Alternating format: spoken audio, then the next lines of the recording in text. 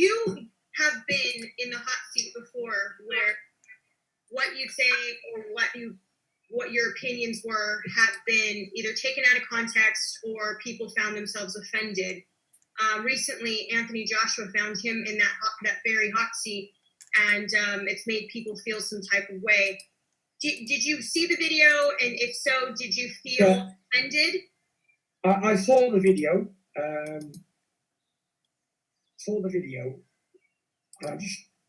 What it is with it is, I'm not one of those people who jump on bandwagons and try and jump on it. Like, I'm not one of those people who just so much trending, jump in on it. Sure. I'm not a sheep. I don't follow the crowd. I sit away from the crowd. I'm a standalone wolf, standalone lion.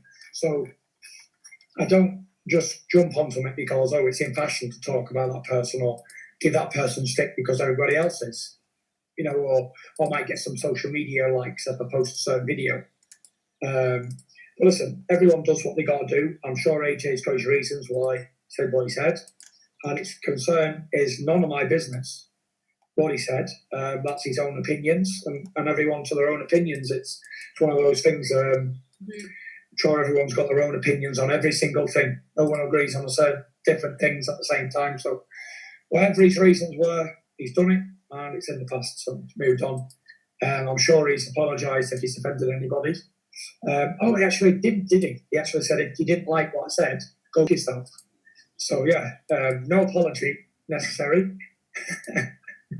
But let's just say, I'm not pushing knives in or kicking anybody when they're down, but if it would have been me who said it, don't shop in any black-owned stores or any Asian-owned stores or anything. Or don't buy from their businesses, then I'd have been crucified like Jesus Christ. If it would have been me who said it, don't shop in any black-owned stores or any Asian-owned stores or anything. Or don't buy from their businesses, then I'd have been crucified like Jesus Christ. Okay, the interview has not stopped, but that was the big first. That was inaccurate. I'm just making a note of that. We're going to discuss that shortly, but the interview is not finished. Tyson Fury says, "If I don't shop in Asian shops." Can I say something about that? Yeah, carry on. Thing is, first of all, words get taken out of context, and it's like this. It's okay for Koreans to support each other and hire each other. It's okay for Chinese people to only hire Chinese people in their establishment and support their establishment. It's okay for white people to support themselves in their own establishment. But as soon as a black person say, hey, I think we should buy clothes from this person today, not forever, not for the rest of their life, but today or tomorrow, it's, oh my God, they don't want to share their economic wealth around here. Come on, man. Like, some of you guys are really smart out there, but y'all really dumb. The interesting thing to me is that Fury is saying Joshua said something that he never actually said. Yeah, that's what I was going to say. Carry on. I didn't hear him say that. I heard him say to support the black shops in the community is the gist of it. I'm paraphrasing, but it was something like that. And I really don't understand what the big deal is. Well, I'm going to stop you there because the interview is not done. I just wanted to stop at that particular point because what Anthony Joshua actually said was don't shop with them. That means, don't deal with them or don't buy from them. And them was obviously people who are antagonistic to... Right, don't treat you right. Right. Never said don't shop with other people, right. And two, what he said was invest in black businesses, not exclusively. And that's not just shops. That's business across the board. You know what I'm saying? Right. Invest in black business. He never said don't invest anywhere else or only invest in black business. He just said invest in black business. How much is that? What, 1%? 1% of your income per annum? Invest that? And that's impossible to do. Just shop in black businesses. It's impossible to do anyway. So you'd have to be dumb. You'd have to be dumb to think that is what he was saying. So I'm kind of surprised that Tyson Fury's interpretation of what Anthony Joshua said was that he was saying don't shop anywhere other than a black business. And that is absolutely not what he said. He never said anything of the sort. Kind of surprises me because later on, Fury talks about his people being the gypsies, the travelers, suffering a lot of racism, and it's okay. It's okay for them to suffer racism. And somebody who is in that position where they suffer racism, I'd have thought his ears would have been a little bit more keen. I would have thought he'd have heard what Joshua said, but he clearly didn't, because he's saying there that Joshua said something which he didn't say. I'm disappointed that Tyson Fury couldn't see, because if he truly does come from racism, then surely he would be able to see. But it seems like he just didn't hear what Anthony Joshua said and misinterpreted it.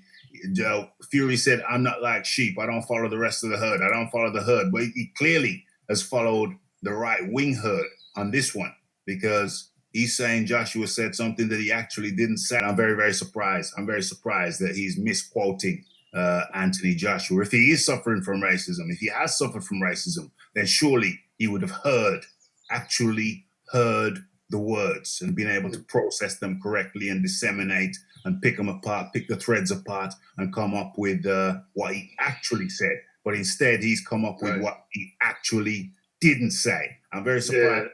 Very surprised. Alternative facts. That's what that's called. He's spewing out alternative facts, and the problem with that is other people hear it that don't know the whole story, and they believe that, and then that's how rumors get spread, and that's how things are always misconstrued. In Combat Radio, we talk about what's going down. Right about now, this is what's going down. So let us continue with Tyson Fury's response to what Anthony Joshua said. I'd just say that, but good job it wasn't me. It never would be me, because to me, colour doesn't exist. I've got the most diverse team in boxing. So yeah, I've suffered racism all my life. 32 years old in August, come from a travelling background, gypsies, hated race people. It's the only race that's sort of acceptable to be racism towards these days. It's acceptable racism. Even the TV companies in this country are allowed to be racist towards travellers. It's terrible. But yeah, I'm not a person who gives a damn about what colour somebody is or what background they're from or whatever. Because to me, everyone's the same. It doesn't really matter. Here's what it is. But listen, it's none of my concern or none of my authority or have opinion on what other people say. So not really interested in what he says, to be fair. Sure, he's got his reasons. That's it. Well, we're supposed to live in a world where everyone's entitled to an opinion. So for that... Yeah, but the thing is, we're supposed to live in a free world and everyone's entitled to an opinion. But when these opinions, no one likes what these opinions are, all of a sudden you're not allowed an opinion anymore.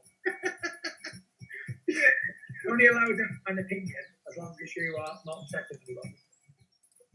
True, which is hard to do. You have the 50%, no matter what you say, you have a 50% chance of upsetting somebody. So it's like kind of like pick your poison, isn't it? The thing is with Joshua, though, he's always got Eddie to talk for him. Eddie does all the media stuff and all that, and he sort of like just reads off a piece of paper. Even that speech he was reading, he read it off a piece of paper. Nothing's freestyle. Everything's wrote out or planned.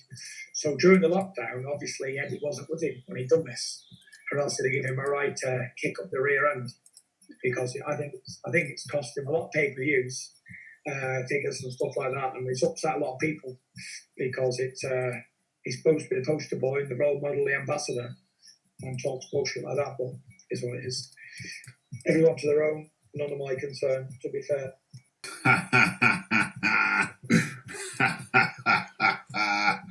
Okay. So, to each their own. It's none of my concern. What Joshua said was bullish. OMG, as Tyson would say, OMG.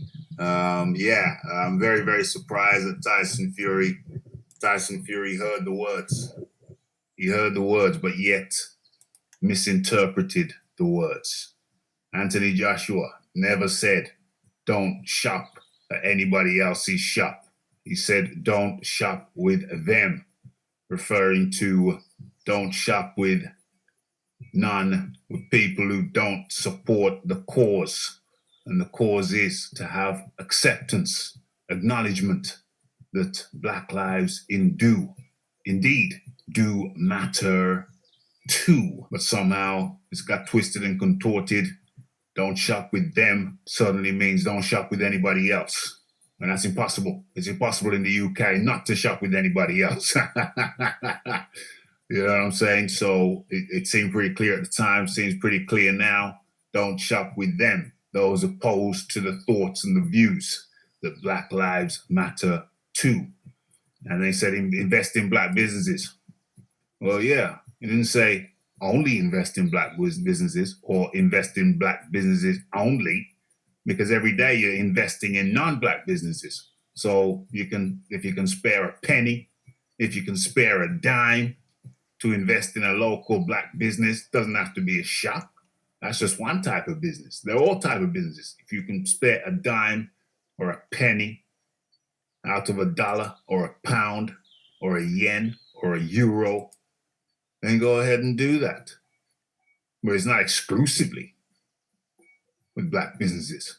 So very, very surprised that Tyson Fury could have got it so ass backwards. Very, very surprised. Very, very surprising.